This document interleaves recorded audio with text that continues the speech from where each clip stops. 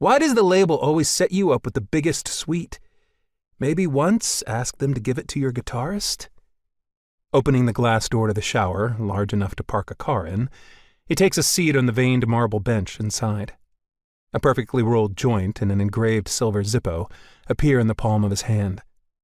I can't help but shake my head at how predictable he is. And he probably thinks the same damn thing about me.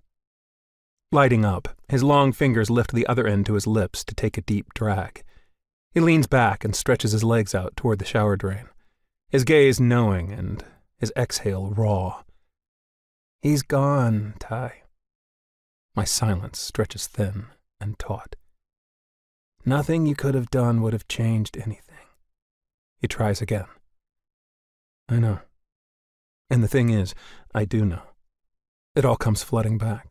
The blood rushing in my ears and heart pounding in my chest, this sickening soundtrack to my memories. Heroin Heartbreak had a break in our schedule last Christmas, so I decided to surprise my dad. From the second I walked through the door, he was different. Thinner. Quieter. Not that he'd ever been overly talkative, but something had changed. It was months before I found out just how bad things were. We were midway through our second world tour when the desperate phone call came from Maggie, the woman Dad had been dating for the better part of a year. She begged me to talk some sense into the pig-headed man she'd grown rather fond of, and she told me everything.